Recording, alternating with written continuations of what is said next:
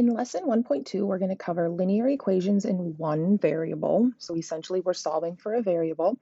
And what we're going to cover here, the objectives are identifying different types of equations. And so examples of that are identities or contradictions. And we'll talk about 3 different types.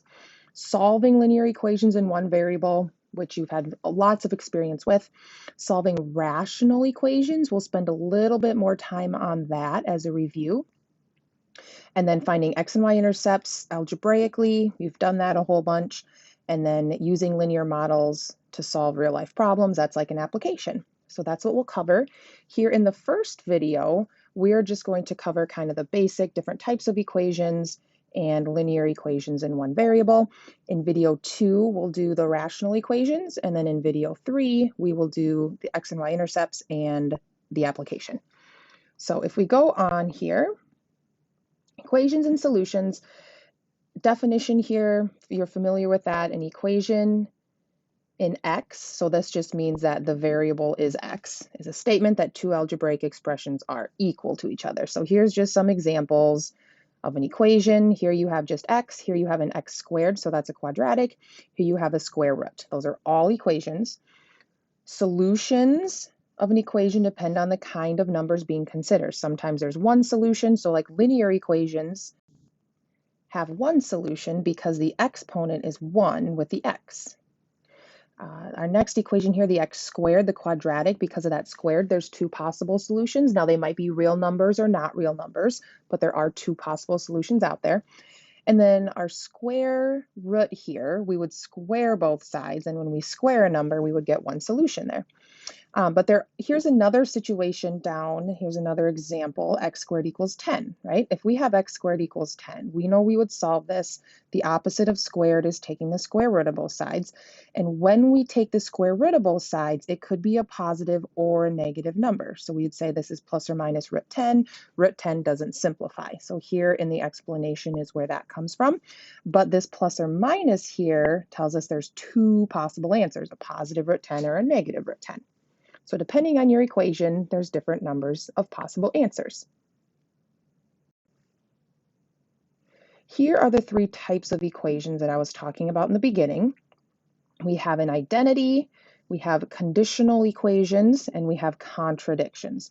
So an identity is when you have a true statement for every real number in the domain, which just means a domain is your x values.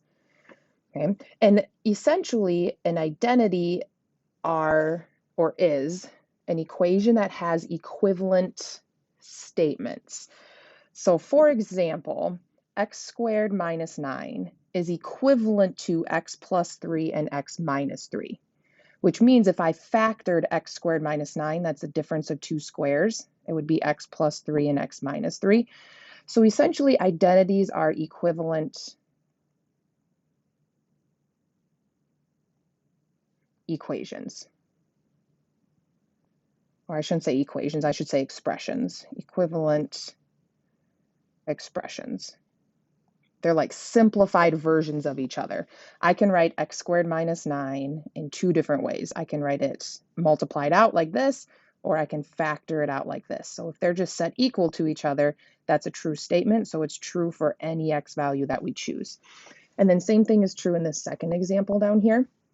X over 3x squared is simplified to 1 over 3x, because if we look in our first example here, we have an x in the numerator and denominator. That's never the simplified version, right? So this is a good little review of exponent rules. If I have x to the first in the numerator and x squared in the denominator, the larger exponent's in the denominator, so that's where the x stays, and we subtract our exponents. 2 minus 1 is 1. And then if there's nothing left on top, we have to put that placeholder of a 1. So because these are just simplified versions of each other, that makes them an identity. They are exactly equivalent to each other. Any x value that we choose will work when we substitute it in. So those are identities. Conditional equations are equations that equal a specific amount. So for example, here we have the x squared minus 9 again, but this time we're setting it equal to 0. So these are equations that we can solve and get 1 or 2 or 3 answers depending. So just like we talked about earlier here, because that's a squared, there's going to be 2 possible solutions. And if we solve this, we get x equals 3 and x equals -3. Well, how do we get that? Remember, this factored into x plus 3 and x minus 3 equals 0. And then when that's the case, you have your zero product property, which means if we multiply these, one of them has to equal that 0. So we can set it up as x plus 3 equals 0 and x minus 3 equals 0.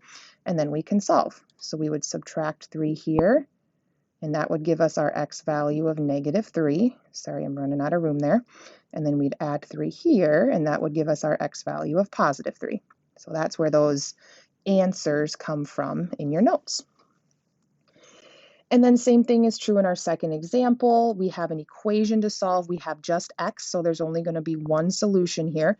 And this is just a simple linear where we subtract 4. That leaves us with 2x equals 2. We divide by 2. That leaves us with our answer of 1. So there's only one answer that will make this equation true. So conditional equations are when you have equations equal to one value.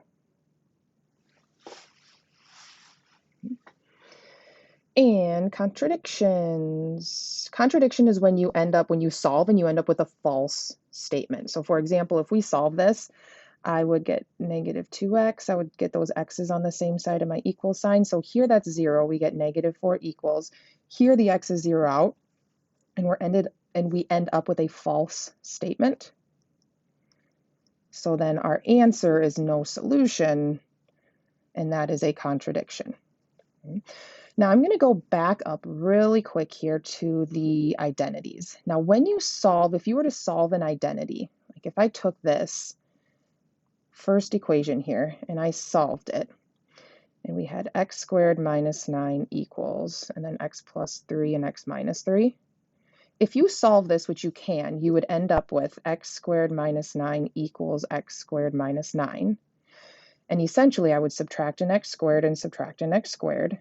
Cancel, we get -9 equals, cancel, we get -9.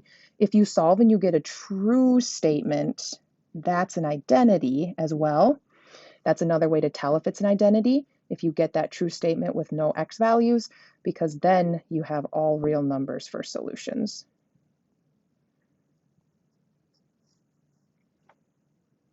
So there's just a little bit more about identities.